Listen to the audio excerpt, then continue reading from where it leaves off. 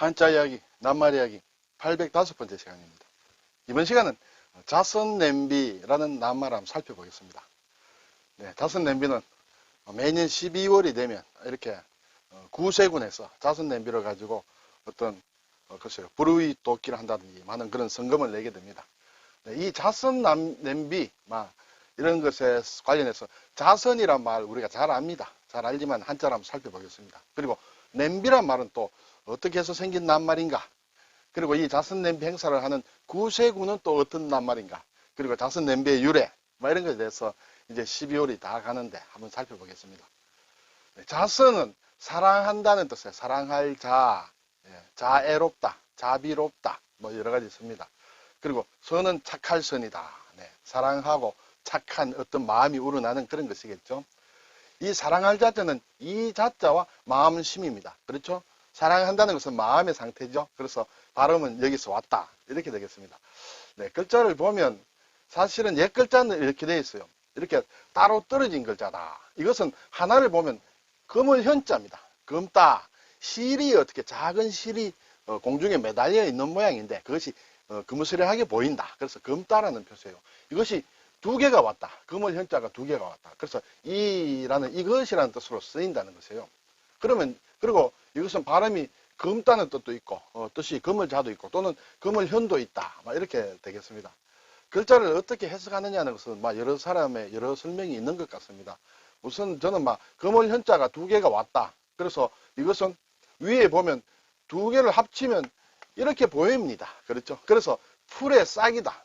풀 초자다. 풀의 싹과 그리고 아래쪽에 있는 것은 이렇게 작을 요자인데 실의 모양이다. 그래서 풀의 싹과 가는 실인데 이것이 작은 것이 성장하여 이렇게 자라난다. 네, 자라난다.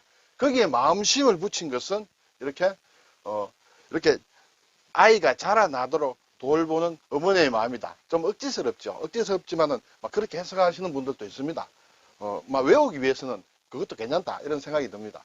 그리고 또는 이 글자는 사실은 이것과 다른 글자다. 무성할 자가 있다. 원래부터 초두가 있는 무성할 자자가 있다. 다르지만은 사실은 많이 같이 쓴다. 이렇게 되겠습니다. 그래서 이것이 이제 자로도 읽히고 현으로도 읽힌다. 그래서 이 자산어보라는 책이 있습니다. 그렇죠?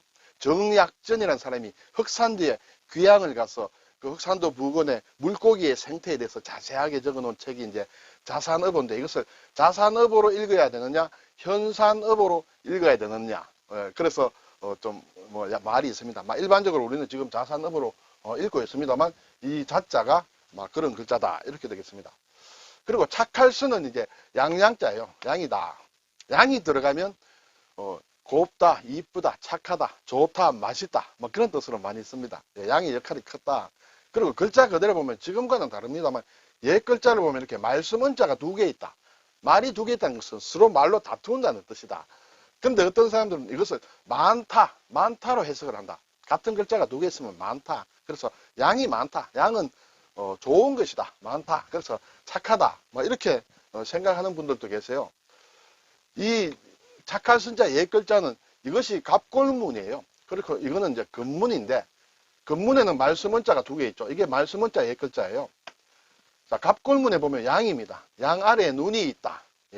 양의 눈이다. 양의 눈은 선한가요? 우리가 사슴의 눈을 보면 선하다 이렇게 되는데 어쨌든 이렇게 해서 착하다 이런 뜻으로 쓰인다 이렇게 되겠습니다. 네, 우리가 글자를 전문으로 이렇게 하는 학자들이 아니기 때문에 이런데 너무 깊이 빠져들면 또 한자 공부하는데 좀 쉽지 않습니다. 대략 이런 것이 있다. 지금 중요한 것은 이런 글자가 착할 선이다. 이런 걸 아는 것이 더 중요하다. 그런 생각이 듭니다. 자, 자선은 보면 국어사전을 보니 선의를 베푼다. 그렇죠?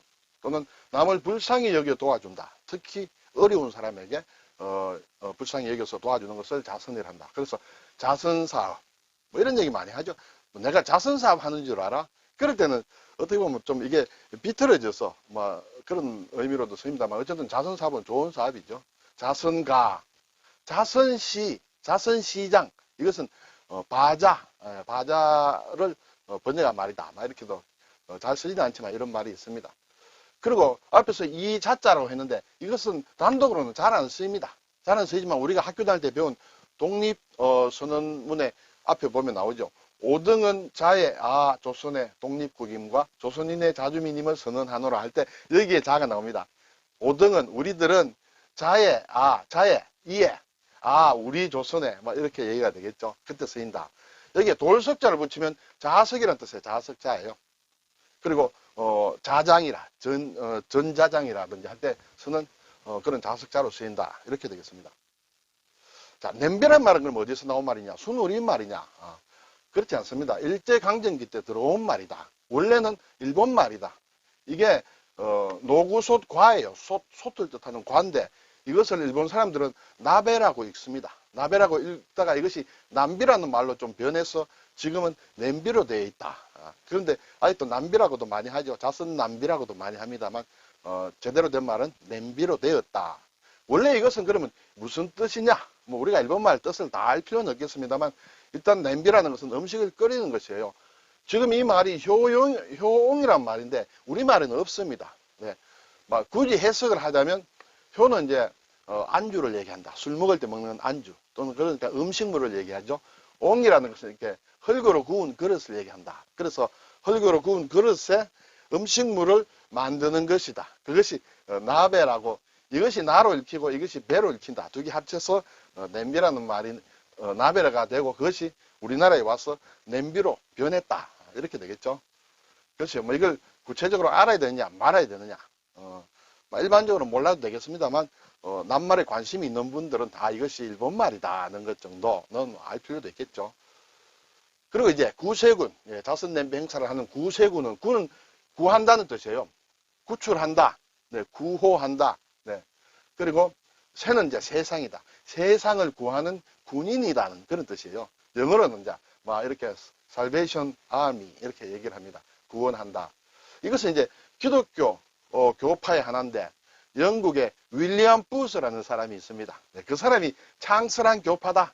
이 사람은 원래 감리교에 사역하는 사람인데 영국에서 감리교에서는 아주 서민들을 교회에 못 들어오게 했는 모양이에요. 그래서 그래서는 안 된다 해서 서민들을 교회에 같이 포함시켜야 된다. 그래서 감리교에서 나와서 아마 세운 그런 것이 모양이에요. 그래서 조직을 군대식으로 만들었다.